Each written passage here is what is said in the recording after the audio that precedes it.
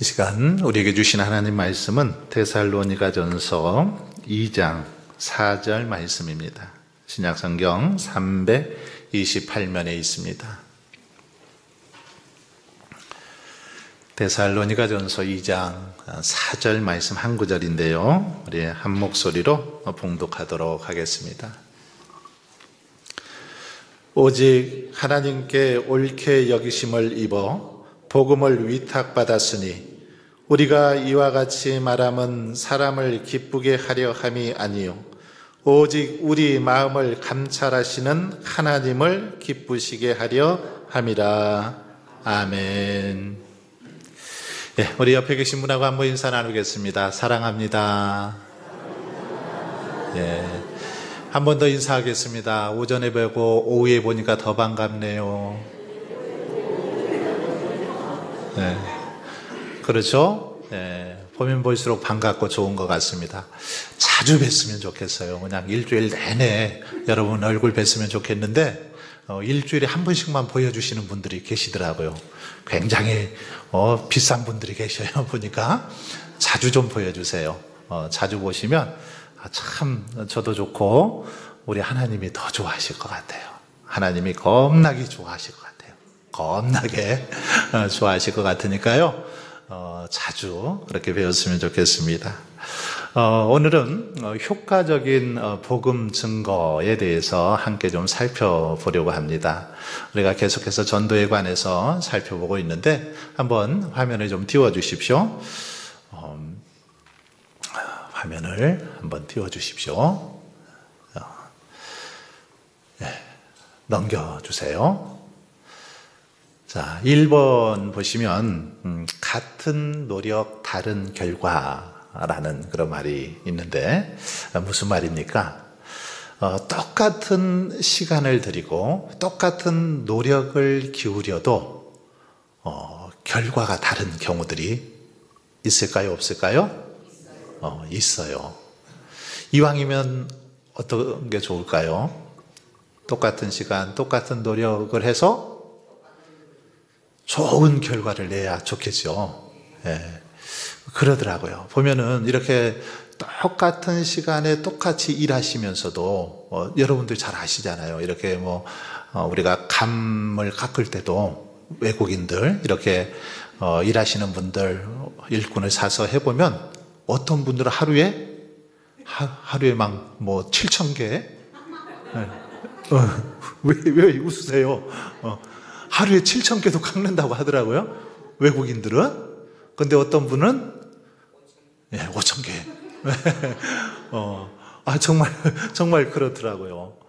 그리고 어떤 분은 이렇게 일하시러 딸기 꼭지를 따러 이렇게 가신다고 들었어요. 근데 어떤 분은 정말 하루 종일 해서 엄청나게 거기는 정말 능력대로 일을 한 만큼 어떤 일당이 떨어지더라고요. 근데 어떤 분들은 손이 빠르고 일을 잘해서 굉장히 많이 일당을 받는 분들도 있고 어떤 분들은 갔다가 하루 종일 했는데 다른 분은 한 7, 8만 원 이렇게 했다는데 자기는 10,000원어치 했다고 하시더라고요.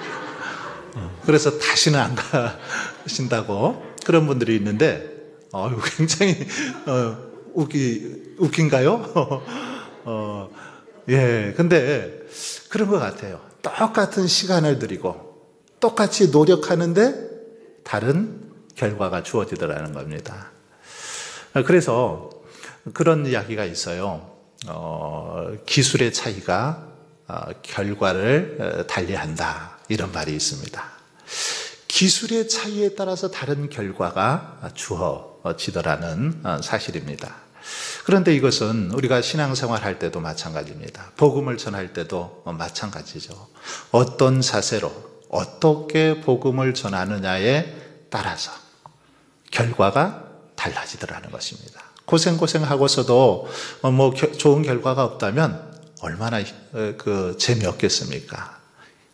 전도할 맛이 안 나죠. 하지만 많은 어떤 결과가 맺어질 때 기쁨으로 그렇게 헌신할 수 있습니다. 자, 그래서 한번 스스로 통해서 여러분 생각해 보면 좋겠어요. 나는 효과적으로 복음을 증거하고 있는가? 나는 정말 주님의 명령을 따라서 복음을 전하는데, 또는 주님의 명령을 따라서 이렇게 봉사하고 헌신하는데 효과적으로 좋은 열매를 맺으면서 하고 있는가? 아니면 고생은 하는데 아무 효과 없이 그냥 그렇게 충성하고 헌신하고 있지는 않은가? 한번 되돌아보았으면 좋겠습니다. 그래서 오늘은 말씀을 통해서 효과적인 복음 증거 어떻게 해야 되는가? 어떻게 할 때 우리가 같은 시간을 드리고도 좋은 결과를 얻을 수 있는 그런 방법이 있을까? 한번 생각해 보면서 은혜 나누고자 합니다. 1번 한번 넘겨주십시오. 자, 다음 말씀을 읽고 효과적인 복음 증거를 위해 필요한 것이 무엇인지 말해봅시다 했는데 1번 한번 읽어볼까요? 요한복음 13장 35절 말씀입니다. 같이 한번 천천히 읽어보겠습니다. 시작.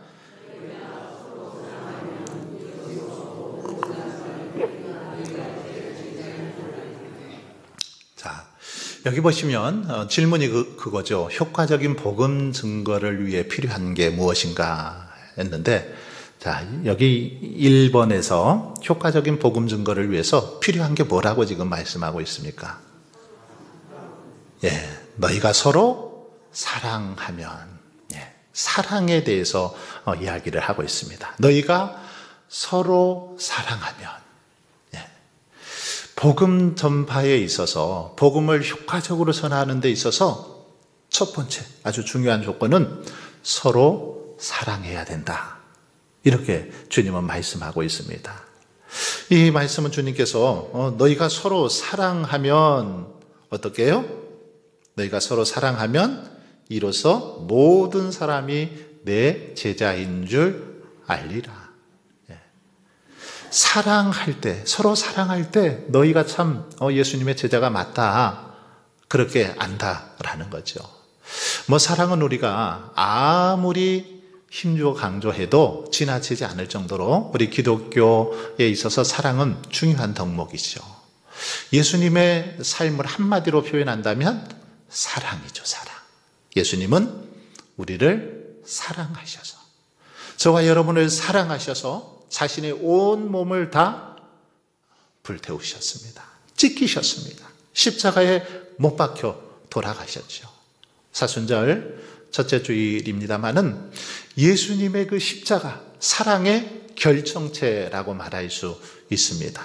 그래서 사랑, 우리 기독교의 핵심 교리이기도 하고 덕목이기도 합니다. 주님의 사랑을 받은 자로서, 그런데 우리들도 주님을 사랑하고 또한 이웃을 사랑할 것을 말씀하고 있죠. 그래서 예수님께서 우리에게 이 가장 계명 중에서 중요한 계명이 뭐냐라고 답변하실 때 뭐라고 말씀하십니까? 하나님 사랑과 이웃 사랑, 이것이 가장 중요한 그런 율법이요 강령이다라고 그렇게 주님은 말씀하셨죠. 하나님을 사랑하고 이웃을 사랑하는 것, 이것이 가장 중요한 그 율법 중에 율법이라는 겁니다. 계명 중에 계명이라는 거죠. 바로 이 사랑이 우리 가운데 있어야 복음을 효과적으로 전할 수 있다라는 거죠. 특별히 여기 보시면 너희가 서로 사랑하면, 이렇게 말씀하고 있습니다. 서로 사랑하면. 장로님들만 성도님들을 사랑해서는 안 된다라는 거예요. 권사님들만 집사님들을 사랑하는 게 아니라 서로 사랑해야 된다라는 거죠. 서로 같이 사랑해야 된다라는 것입니다. 그냥 이렇게 이것을 혼자만 사랑하는 걸 뭐라고 합니까? 짝사랑이라고 하죠. 짝사랑. 이 짝사랑은 굉장히 가슴 아픈 거죠. 같이 사랑해야 그 사랑이 참 사랑이 되는 거죠. 같이 사랑해야 그 사랑의 열매가 있는 겁니다. 그래서 서로 사랑하라 했는데 서로 사랑할 때 주님은 우리를 향해서 뭐라고 말하냐면 너희가 내 제자인 줄 안다. 너희가 참 내 제자구나. 너희가 나를 잘 따르는 그런 종들이구나. 이 사실을 서로 사랑할 때 안다라는 거죠. 자, 이렇게 이 사랑은 특별히 복음을 전할 때 있어서 너무너무 중요한 그런 덕목입니다. 사랑하지 않고 어떻게 복음을 전할 수 있을까요? 그래서 이 복음을 효과적으로 전하기 위해서는 그 영혼을 사랑하는 마음이 먼저 있어야 되죠. 아무개 아직 교회에 나오지 않고 신앙생활하지 않는데, 예수님을 믿지 않는데 그 영혼을 향한 사랑이 우리 마음에 있어야 된다라는 사실입니다. 그 사람 절대로 그냥 예수 믿지 않고 돌아가셔서 지옥에 가는 일이 없도록 정말 그 영혼을 긍휼히 여기는 마음으로, 사랑하는 마음으로 우리가 그를 위해서 기도하고 복음을 전해야 한다라는 거죠. 그럴 때 효과적인 그런 그 역사가 일어나고 또 열매가 나타나게 된다라는 것입니다.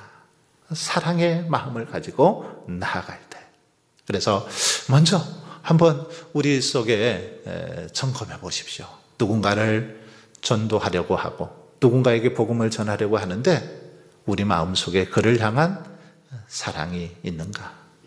이것을 점검하고 정말 사랑의 마음으로 주님께서 우리를 위해서 값없이 그렇게 피 흘려주시고 십자가에 못 박혀 돌아가신 것처럼 우리들도 그들을 값없이 조건 없이 사랑하고 섬김으로 복음을 전할 때 놀라운 구원의 역사가 일어나게 되리라 믿습니다. 두 번째 보시면 마태복음 5장 16절 말씀입니다. 같이 한번 읽어보겠습니다. 시작.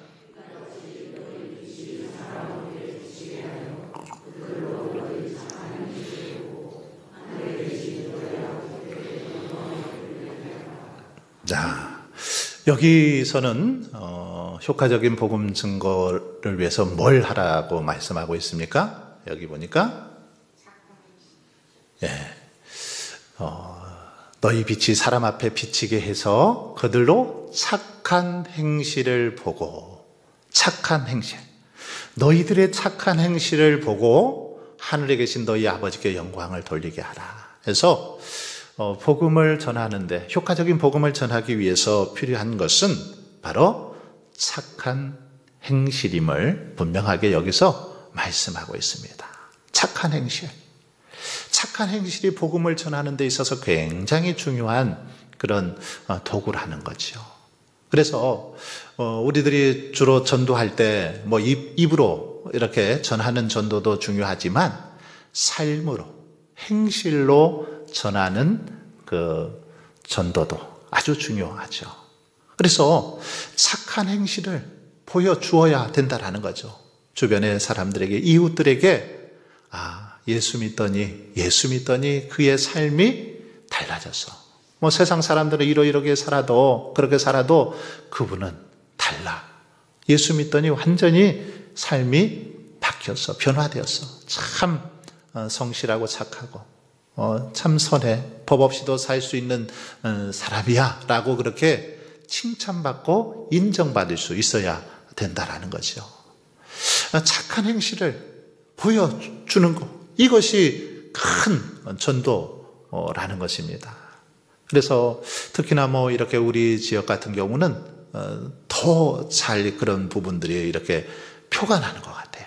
조금만 뭐 잘못해도 지역이 좁다 보니까 다 드러나요. 소문이 그냥 다 이렇게 납니다. 그런데 이렇게 행실을 또 바르게 하고 우리 운주교회 성도님들이 이 지역에서 좋은 그런 또 모습을 보여주면 자연스럽게 하나님의 영광이 나타나는 거죠. 하나님의 이름이 높여지는 것입니다.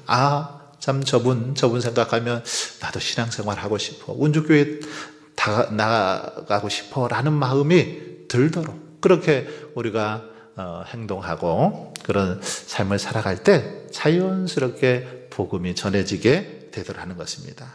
그래서 착한 행실, 나는 정말 주변의 사람들에게 착한 행실을 보여주고 있는지 스스로 또 한번 점검해 볼 수 있기를 바랍니다. 넘어가겠습니다. 베드로전서 3장 15절을 읽고 우리가 행해야 할 두 가지를 살펴봅시다 했는데 말씀을 한번 읽어볼까요? 시작.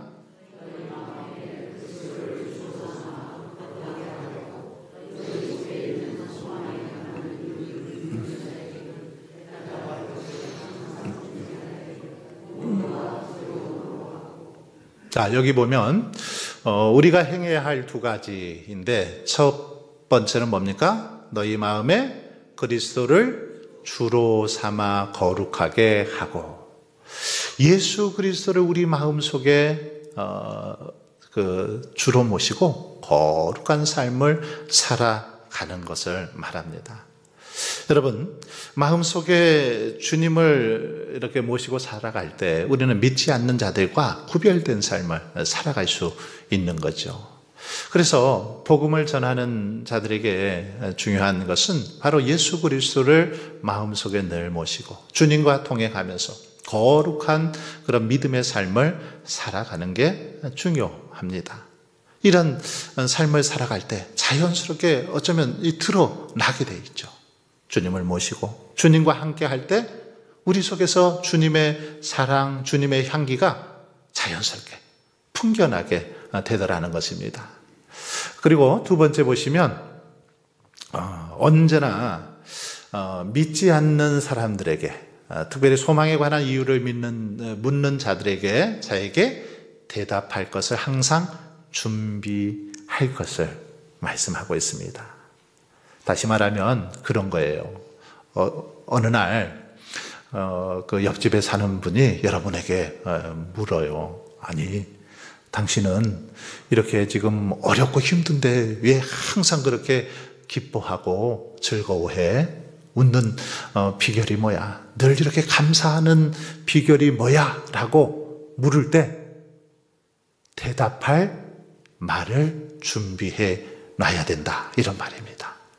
소망에 관한 이유를 묻는 자에게 대답할 것을 준비해야 된다는 거죠. 준비해 놓으셨어요? 여러분? 누군가 여러분에게 당신은 참 늘 이렇게 얼굴이 환해, 어쩜 그렇게 항상 기분이 좋아, 그 이유가 뭐야? 라고 물었을 때 뭐라고 말할 거예요? 원래 그래, 내 얼굴이 그냥 피부가 좋아서 그래, 보약을 한 첩 먹어서 그래, 이렇게 대답할 거예요? 뭐라고 대답해야 됩니까? 예? 뭐라고 대답해야 돼요? 예, 항상 준비해야 됩니다. 그래서 누가 물으면 그 이유에 대해서 설명을 해야 돼요. 뭐라고 대답할 거예요? 주님이 내 안에 계셔서 그래, 주님과 동행하니까 그래, 이렇게 말할 수 있어야 되죠. 주님을 믿고 보니까, 신앙생활을 하고 보니까 너무너무 감사하고 기뻐서 그래, 이렇게 말할 수 있어야 된다라는 것입니다. 항상 준비해야 되는 겁니다. 그래서 누군가 왜 이렇게 당신은 참 그렇게 항상 기쁨이 가득하냐 물을 때 그것을 예수님 때문이라고 말할 수 있는, 대답할 수 있는 그런 자세가, 대답이 준비되어 있어야 된다는 거죠. 이것이 복음 전하는 겁니다. 다른 거 없어요. 누군가 물을 때 나는 예수 믿고 이렇게 좋아져서, 예수 믿으니까 얼굴도 이렇게 환해지고 건강도 좋아지고 가정의 평안도 있어, 예수님 때문이라고 대답할 수 있는 그런 준비가 되어 있어야 한다라는 거죠. 자, 그 다음 넘어가겠습니다. 고린도전서 2장 4절인데요. 복음을 전할 때 중요한 사실을 말해 봅시다 했는데 같이 한번 읽어보겠습니다. 시작.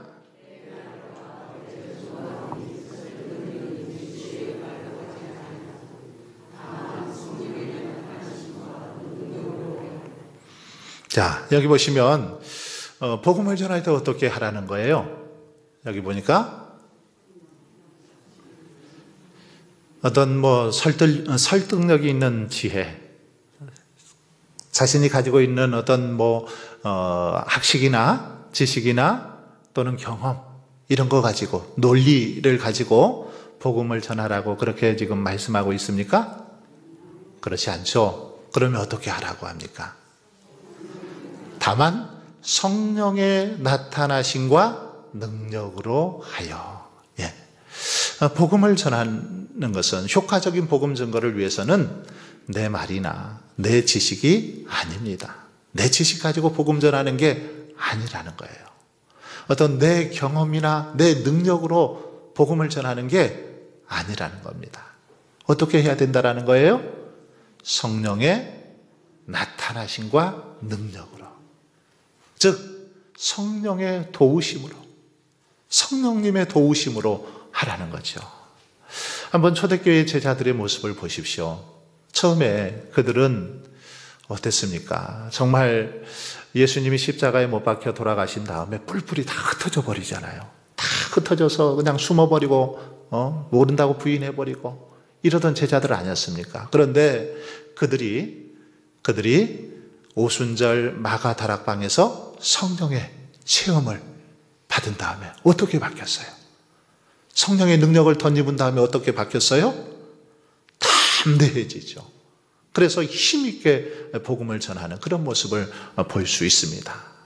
성령의 능력을 덧입어서 복음을 전하니까 겁쟁이 베드로가 이제는 담대해져서 복음을 전할 때 하루 3,000명이 회개하고 돌아오는 그런 역사가 일어나죠. 이게 바로 사도행전의 내용들 아닙니까? 하나님께서 역사하시니까, 성령님께서 도와주시니까 놀라운 기적들, 능력들이 나타나는 것을 볼 수 있습니다. 그러기에 우리가 전도하기 위해서 중요한 것은 성령의 능력을 덧입어야 됩니다.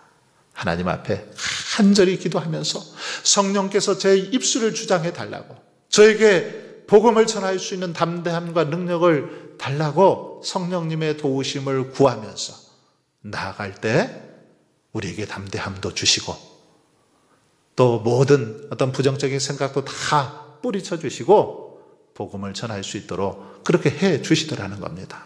그렇기 때문에 우리가 효과적으로 복음 전하기 위해서 무엇보다 힘쓸 것은 성령의 능력을 구하며 간절히 기도하는 거죠.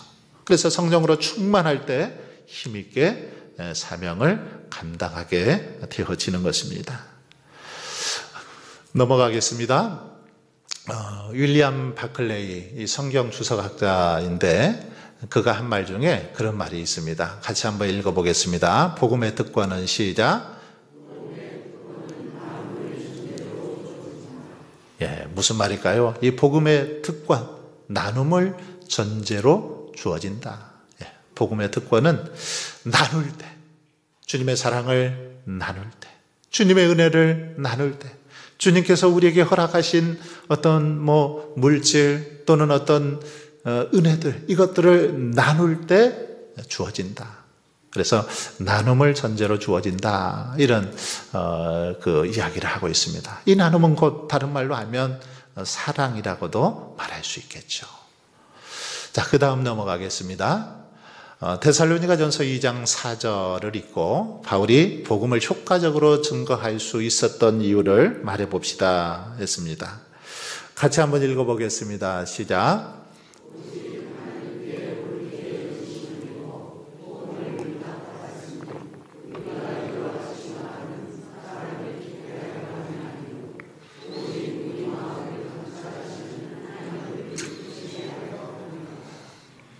자, 여기 보시면 바울이 효과적으로 복음을 증거할 수 있었던 그 이유 두 가지를 살펴볼 수 있습니다. 첫 번째는 뭘까요? 첫 번째는 오직 하나님께 옳게 여기심을 입어 복음을 위탁받았으니, 바울은 자신이 이 복음을 위탁받았다, 이렇게 믿었습니다.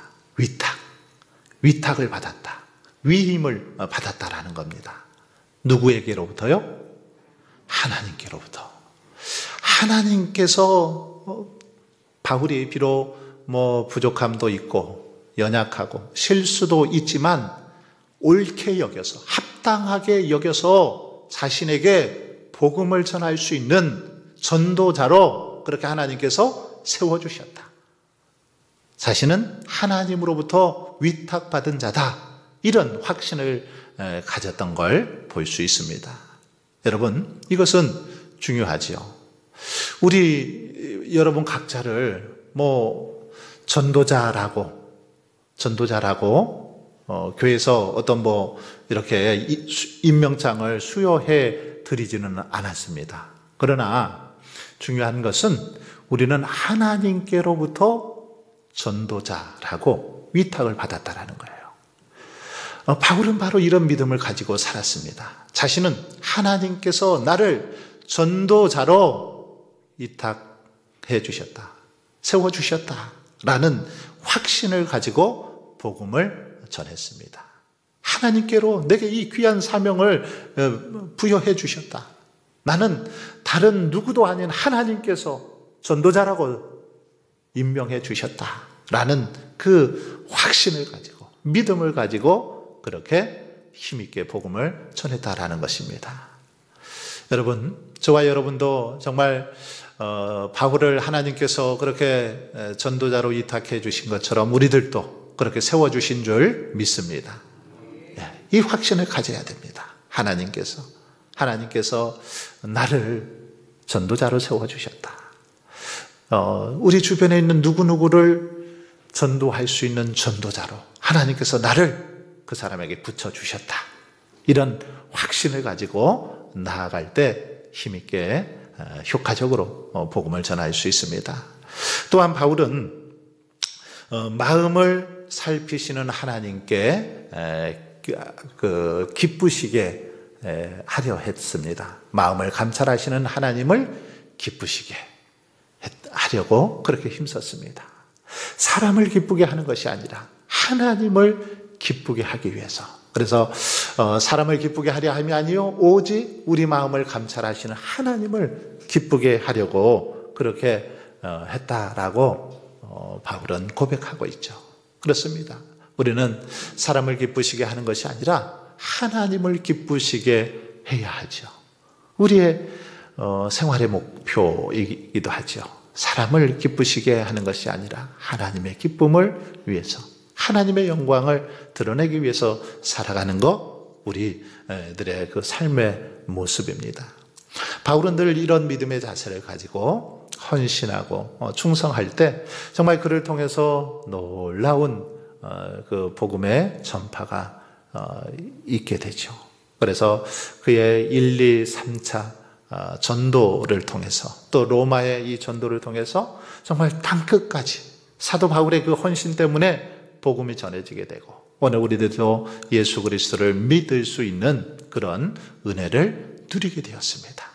한 사람의 헌신, 한 사람의 충성으로 말미암아서 이렇게 수많은 영혼들이 주께 돌아오는 역사가 일어났던 것이죠. 자, 이제 마무리하겠습니다.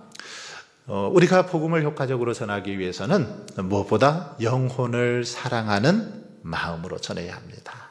영혼을 사랑하는 마음. 이 마음을 가지고 복음을 전해야 됩니다. 두 번째, 읽어볼까요? 시작.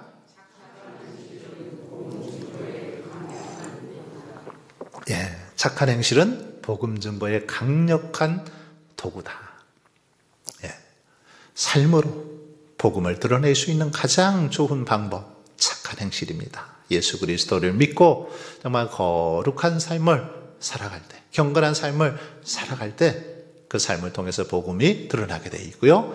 세 번째, 항상 복음 전할 준비가 되어 있어야 한다. 그래서 누군가 모를 때 우리의 입술에서 자연스럽게 복음이 나올 수 있도록, 예수 그리스도를 자랑할 수 있도록 그렇게 준비하시는 저와 여러분 되시기를 바랍니다. 그래서 우리의 삶을 통해서 정말 날마다 주님의 복음이 선포되어지고, 또 그 복음을 듣고 많은 영혼들이 주께로 돌아오는 귀한 역사가 일어날 수 있기를 주님의 이름으로 축원합니다.